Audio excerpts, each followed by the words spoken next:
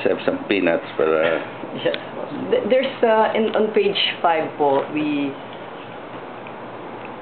so by early afternoon, Daddy's driver had come to pick me up and take me home.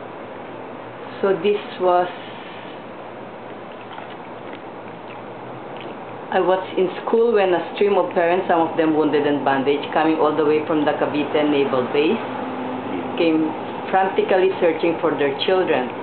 They came in droves that morning by the car and by military buses. By early afternoon, Daddy's driver had come to pick me up and take me home. Where was this home? It was in Ermita,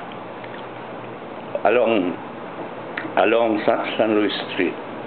So kay Daddy po ito, Daddy's home, not tatay. Oh.